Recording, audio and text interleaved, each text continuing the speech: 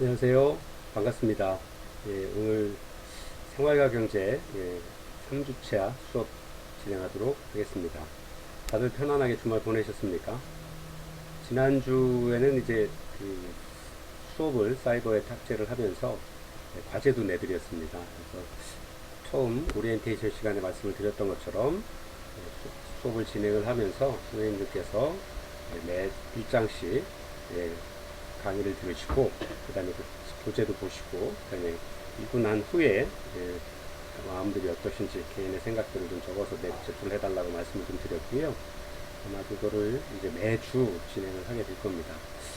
사회복지를 공부하면서 생활과 경제라는 전공 선택 과목을 만들면서 고민을 했던 가장 큰 부분은 사회복지사가 사회복지 현장에서만 근무를 하시는 걸 되게 생각을 하시는 경우들이 많이 계신데 그렇지 않다라는 것들을 선생님들한테, 학생 여러분들한테 좀 보여드리고 싶었고, 사회복지사가 관심을 가져야 될 부분들이 사회복지 현장에서 일어나는 뭐 삶에서 어려운 부분들 뿐만 아니라 우리가 사회생활을 하면서 어떤 사회의 문제의식도 좀 가질 수 있도록 하고, 그 다음에 그런 좀 더 큰 시각을 가짐으로써 사회 흐름도 이해를 하고, 또 그런 것들을 통해서 우리를 필요로 하는 클라이언트들을 대하는 마음들, 그 다음에 클라이언트의 입장을 이해하기 위한 부분들을 좀 더 폭넓게 보기 위해서 이런 과목들을 만들었고요. 그 교재도 그래서 우리가 흔히 생각하는 사회복지 현장에서의 이슈들보다는 생활과 경제라는 제목에 맞춰서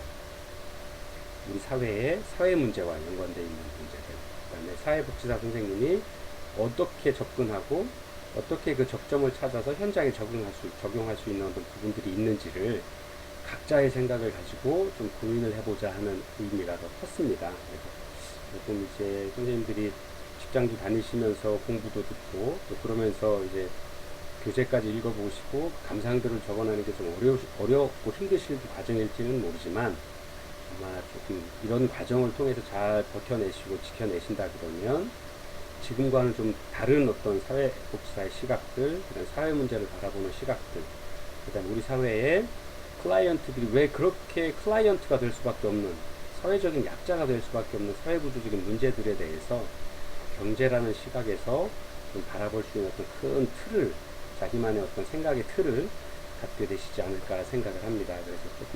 그래서 그런 부분들로 욕심을 내서 이제 준비를 해서 같이 함께 공부를 하고 있는 거니까요. 조금 힘드신 경우도 생기실 수 있고 어려움이 생기실 수도 있겠지만 정답은 없는 거니까 레포트를 내든 아니면 뭐 할 때 다른 사람은 어떻게 할까 이게 정답일까 아닐까 이런 고민하지 마시고 그냥 본인의 생각을 적어주시면 됩니다. 지난번에 OT 때도 잠깐 말씀드렸던 것처럼 저는 평가를 할 때 여러분들의 생각이 어떤지 그 다음에 이 교재를 읽기 전에 아니면 강의를 듣기 전의 생각과 강의를 들은 후에 어떤 변화되는 생각들 그런 부분들이 정말 실천적인 방법에 있어서 아니면 사회복지사의 시각에 있어서 변화가 좀 있어졌는지 그런 부분들을 좀 중요하게 생각을 합니다. 그래서 여러분들이 좀 그런 부분들을 함께 같이 좀 고민을 하면서 공부를 같이 해 나갔으면 좋겠습니다. 자, 오늘은 2장 생활과 경제 제2장 교재에는 이제 챕터 2장 같은 일을 하는데 왜 똑같이 대우받지 못할까라는 부분입니다. 그래서 그 현대자동차에서의 사례를 예를 들어서 하고 있고요. 여기 지금 보여드리는 것처럼 현대자동차의 사례들을 표현을 하고 있는데요.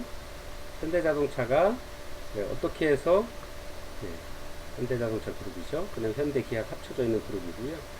그 다음에 우리나라의 거대 기업이죠. 근데 이 거대 기업이 운영을 해 나가는 과정에 있어서 왜 같은 일을 하는데 같은 근로자인데 누구는 정규직 근로자고 누구는 뭐 파견 근로자고 누구는 뭐 하청업체 근로자고 그래서 같은 일을 함에 있어서도 다른 대우 다른 처우를 받고 있으니까 동일 노동 다른 처우를 받게 되다 보니까 그런 부분들을 우리 사회복지의 시각에서는 어떻게 바라봐야 되는지 한번 같이 공부하는 그런 시간들을 갖도록 하겠습니다.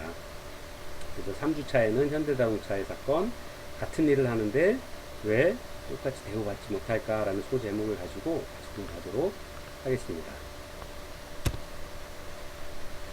자, 현대자동차는 이제 우리나라의 대기업이라는 건 누구나 아시는 거고요. 이제 현대, 현대, 기아가 합쳐져서 두 가지를 이제 두 개의 우리나라의 거대 기업들을 현대자동차 모터그룹이라고 해서 지금 저 화면에 보이시는 것처럼 많은 차들을 생산을 해내고 있는 우리나라 굴지의 대기업입니다.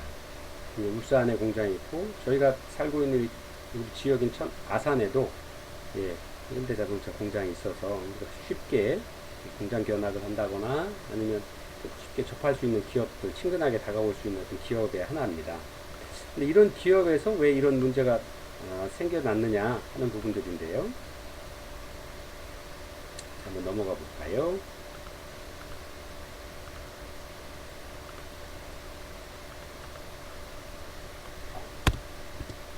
자, 일반적인 경제 활동을 기준으로 좀 설명을 좀 드리면 기업은 자본을 가지고 있는 단체들이죠. 아니면 개인이든 집단이든 기업이라고 하는 것들을 하는 부분은 자본을 소유하고 있어서 이 자본을 이용해서 근로자를 고용을 하고 또 그 근로자를 고용해서 제품을 생산을 하고 그 생산된 제품을 소비자에게 판매하면서 그 생긴 이익을 가지고 사회에 공헌을 하거나 자기의 기업 집단이나 아니면 근로자들과 함께 좀 더 나은 발전적인 방향들을 하기 위한 영역 활동들을 합니다. 그래서 일반적인 결정 활동이다 그러면 기업은 자본을 가지고 있고 근로자들은 노동을 제공을 합니다. 근데 이 두 가지가 우리가 일반적으로 생각하는 경제 활동이다라고 할 수 있을 것입니다. 그러면 여기서 이제 가치 교환이 일어나는 거죠. 근로자와 기업 간의 가치 교환은 뭐냐?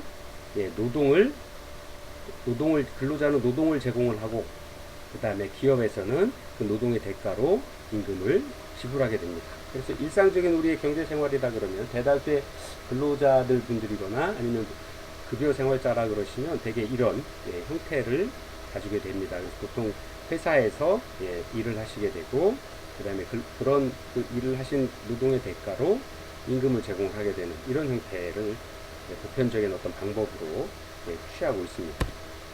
근데 왜 똑같은 일을 하는데 동일 노동을 하는데 왜 똑같이 대우받지 못할까? 누구는 정규직이라 그래서 나보다 같은 일을 하고 있음에도 불구하고 급여를 더 많이 받고 상여금도 더 많이 받고 아니면 연봉제 계약을 할 때 연봉이 저보다 훨씬 많고 나도 똑같이 일을 하는 그런 부분들이 우리가 사회 문제로 생각하는 노동의 문제, 현대사회에서의 노동의 문제에 아주 직결되는 문제입니다. 이게 경제활동에만 국한되지 않고 이러한 차별이나 아니면 동일노동, 동일임금이 성립되지 않기 때문에 일반적인 사람들이 사회적인 약자로 취급될 수밖에 없고 또 우리가 이야기하는 3D 업종, 위험하고 더럽고 사람이 하기 싫어하는 기피하는 그런 업종에는 되게 파견 근로자나 아니면 하청업체나 아니면 뭐 비정규직에 근무하시는 분들께서 그 업무를 담당하다 보니까 위험한 그 사건 사고 때문에 매스컴에서도 자주 만나게 되고 또 실제 급여도 적어서 생활 수준이 떨어지다 보니까 그런 어려움들이 계속 반복되다 보니까 사회복지의 어떤 클라이언트로 저희가 만나게 되는 과정들을 이런 악순환되는 과정들을 겪게 되는 경우들이 많이 있습니다. 그래서 왜 이런 문제들이 생기는지 한번 같이 보도록 할 건데요. 이어서 한번 설명을 드리도록 하겠습니다. 노동자의 근로 형태가 보통 이제 우리가 통상적으로 정규직이라고 이야기하는 그 다음에 상시 근로를 하고 계시는 분들이 계시고요. 그 다음에 비정규직, 정규직과는 반대로 비정규직이라고 불러주는 지칭이 되고 있는 어떤 그런 그룹들이 있고 이분들이 대개의 경우 또 탄력 시간 근무를 한다거나 아니면 뭐 이제 근무 시간들이 뭐 8시간 보통 통상 주 50시간 뭐 52시간 뭐 근무한다라고 하는데 더 하는 경우들이 많죠. 왜냐하면 급여가 시간당 급여가 낮다 보니까 생활을 하기 위해서 조금 더 일을 해서 하고 또 야간 근무나 아니면 추가 근무를 통해서 일을 하시는 경우들이 많은 분들이 되게 비정규직이거나 하는 부분들이 많죠. 아니면 파견 근로직으로 오신 분들도 있죠. 보통 또 아르바이트라고 하는 근로 형태도 있고 아니면 또 이제 정규직 대신에 임시직, 비정규직 이렇게 여러 가지로 현대사에서 구별을 해서 노동자의 근로 형태도 아주 굉장히 다양하게 근로가 이루어지고 있습니다. 자, 근로자 파견과 도급의 차이. 우리가 그러면 정규직이다. 그 다음에 뭐, 이렇게 상시 근로를 하시는 분들, 대개의 경우 현대자동차처럼 대기업에서 근무를 하시는 분들 중에서도 정규직이다라고 그러면, 뭐, 우리가 흔히 생각하는 그런 정규직인 거고요. 그 다음에 아까 잠깐 말씀을 드렸던 것처럼 비정규직, 임시직, 뭐 파견 근로자, 아니면 도급 근로자라고 이야기를 하는 것들은 굳이 그 근원을 좀 찾자라 그러면 교재에 나와 있는 것처럼 IMF 이후에 우리나라에도 노동시장의 유연화라는 어떤 그 명제를 가지고 기업들이 우리나라가 이제 IMF 그 사태를 맞이하면서 어려움이 생기니까 근로자들을 기업에서 고용을 할 수 있는 방법, 고용을 유지할 수 있는 방법이 많이 어려워진 대외적인 여건이 생길 수밖에 없었고, 그런 대외적인 여건에 유연하게 대응하고자 가장 쉽게 생각한 게, 예, 고정급여를 나가는 근로자들을 최소화하러 하는 거죠. 그래서 근로자들을 자기가 필요할 때는 바로 고용할 수 있게 하고, 그렇지 않을 때는, 예, 이제 근로자와의 근로계약을 해약을 해서 고정적으로 나가고 있는 급여를 줄임으로써 회사가 살아날 수 있도록 하기 위한 어떤 조치들을 취할 수 있도록 국가에서도 지원을 했고, 뭐 사회적으로도 어느 정도 동의를 했던 부분들이 있습니다. 그때 이제 정규직이었던 분들 중에서도 회사에서 필수라고 생각하지 않는 부분들은, 아니면 기술을 요하는 부분들이 아닌 일반적인 누구나 할 수 있는 일이면 도급 소사장제로 만들거나 도급 계약을 통해서 다른 회사를 만들어서 그 회사의 근로자들을 보내고 그 회사와 계약을 해서 좀 더 낮은 가격에 근로를 제공할 수 있도록 그런 그 조건들의 어떤 근로계약들을 가지게 되었었는데요. 그게 이제 근로자 파견, 도급 뭐 이런 식으로 불렸습니다. 근데 그것도 이제 법적으로는 조금 좀 달라서 그게 어떤 의미인지 한번 좀 정확히 보도록 하겠습니다. 자, 근로자 파견이다 하는 말은, 근로자 파견이라는 것은 파견되는 사업주가 근로자를 고용한 후에 그 고용관계를 유지하면서, 두 번째, 근로자 파견 계획의 내용에 따라서 사용사업주의 지휘, 명령을 받아서 사용사업주를 위한 근로에 종사하는 것을 말합니다. 즉, 근로자 고용과 근로자 사용이 각각 분리되고 업무에 관해서만 사용사업주가 파견 근로자를 직접 지휘 명령합니다. 라고 되어 있습니다. 즉, 근로자 파견이라고 하는 것은 내가 여기서 예를 들면 현대자동차에서 어떤 다른 A라는 사람과 근로 계약을 합니다. 파견 사업주라고 하는 거죠. 그 다음에 이 파견 사업주는 자기하고 같이 일을 할 자기 회사에 소속되어 있는 근로자들을 고용을 합니다. 그래서 이 파견 사업주가 자기랑 계약을 한 사업 근로자들을 현대자동차에 일을 하도록 보내드립니다. 그 다음에 그 업무에 대한 업무 지시, 그 파견 근로자에 대한 업무 지시는 현대자동차에서 하는 거예요. 파견 사업주 A가 하는 게 아니라. 그러한 근로의 형태가 바로 근로자 파견이다라고 하는 겁니다. 그래서 또 하나 다른 어떤 비슷한 부분들은 도급 아니면 용역이라고 되어 있는데, 용역에 대한 부분들은 도급이라고 하는 것은 당사자 일방이 어느 일을 완성할 것을 약정하고 상대방이 그 일의 결과에 대해서 보수를 지급할 것을 약정하는 계약이라고 합니다. 그래서 도급은 근로자의 파견과는 달리 수급인, 현대자동차와 도급 계약을 맺은 상대자, B라는 회사라고 예를 들면 그 B, 수급인 B가 직접 고용한 근로자를 수급인이 직접 지휘 명령해서 특정한 업무를 수행하는 것입니다. 그래서 근로자의 지휘 명령권은 수급인에게 있고, 도급인은 수급인의 지휘를 근로자를 지휘 명령하지 않습니다. 아까 파견 근로자는 현대자동차와 회사 A가 계약을 한 거고요. 그 다음에 A와 근로계약을 한 근로자들을 현대자동차에 보내면 근로에 대한 근로계약, 돈을 주고 받고 하는 근로의 계약은 A라는 회사와 맺었지만 실제 업무에 있어서의 지시는 현대자동차가 한다라는 거죠.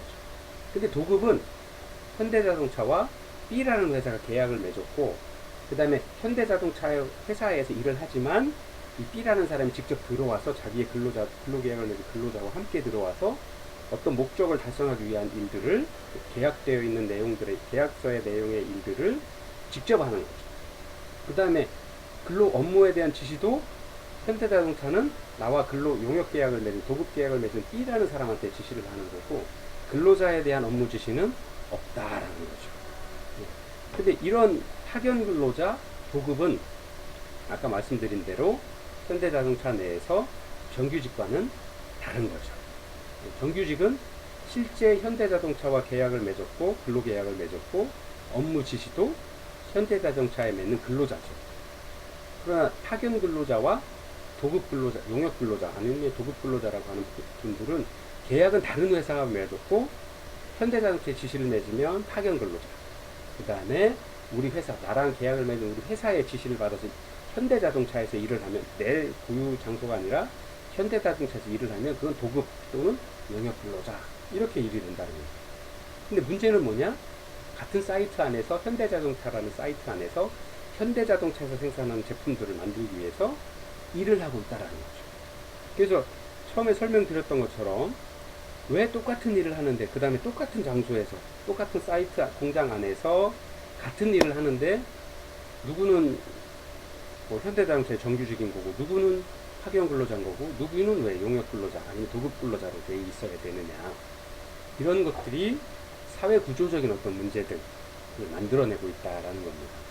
그래서 이런 부분들이 아까 말씀드린 것처럼 우리나라가 IMF 시기가 되면서 그 전에는 거의 다가 정규직이라고 볼 수 있었죠, 우리나라가. 근데 근로자들을 근로에 대한 노동유연제, 노동유연성 뭐 이런 이야기를 하면서 사업주가 경영 상태가 안 좋아질 때 근로자들을 좀 편리하도록 유연하게 라는 표현을 쓰기는 합니다만 편리하게 뒤집어서 이야기를 하면 좀 편리하게 자를 수 있을 때 자르고 다시 필요하면 채용할 수 있도록 해주기 위해서 국가나 아니면 사회적인 어떤 암묵적인 동의가 있었습니다. 그래서 그런 부분들로 이렇게 헌법으로 파견 근로제도를 만들거나 아니면 도급 용역 계약을 맺어서 좀 더 낮은 가격에 근로자들을 채용을 해서 제품 생산을 참여할 수 있도록 이렇게 만들어 놨다는 거예요. 그래서 동일 노동이지만 동일 임금이 될 수가 없게 어떤 사회 구조적인 노동에 대한 근로에 대한 구조를 만들고 그렇게 운영을 해오고 있다라는 겁니다. 그래서 정규직과 비정규직이라고 우리가 흔히 구별을 하고 있는데 그런 어떤 시스템들이 사회에서 만들어질 수밖에 없었다. 그렇게 되어 왔다라는 것들이 여기서 문제로 제기를 하고 있습니다. 그래서 교재 선생님들이 이제 교재를 쭉 보시면 첫 번째 보시는 그 조카에게 보내는 편지 형식으로 그 고압 전선 탑에 올라가셔서 그 노동운동을 하시는 것들을 아마 사례로 이렇게 보여주고 있습니다. 그래서 실제로 현대자동차에서 근로하고 있는 그 근로자 중 4명 중에서 1명이 산의 하청 노동자였다. 하청 노동자, 도급 현대자동차와 B라는 회사가 도급 용역 하청업체 하청 계약을 맺었고 그 하청 계약을 맺은 B라는 회사의 그 4명 중에 1명은 현대자동차 직원이 아니고 하청업체에 고용되어 있는 하청업체와 근로계약을 맺어서 현대자동차와에서 일을 하고 있는 그런 근로자 형태로 바뀌어 나왔다라는 겁니다. 그래서 이런 부분들이 사내 하청 노동자가 많은 이유들, 그 다음에 그런 것들에 대해서 이제 설명을 하고 있습니다. 그래서 우리나라 노동부에서는 파견에 대한 부분들, 불법 파견, 뭐 근로자들에 대한 어떤 그 지위, 파견 근로자에 대한 지위 확인이나 이런 것들을 하고, 실제로 법원에서도 불법이다 라고 해서 그분들에 대한 인정, 동일 노동에 대해서는 임금을 좀 더 보전해 줄 수 있는 방법, 아니면 동일하게는 아니어도 대우를 할 수 있는 방법들을 좀 찾아보라고 했지만, 아직까지도 현대자동차에서는 인정하지 않고 우리와 계약을 맺은 B라는 회사의 책임이지 우리의 책임이 아니다 라고 계속 주장을 하고 있는 거죠. 그래서 이런 부분들이 사회복지의 현장에서 사회복지의 시각으로 봤을 때 왜 이렇게 될 수밖에 될 수 없는지, 이런 것들에 대한 개인적인 어떤 생각들의 틀을 생각해 볼 수 있는 어떤 기회를 만들고자 합니다.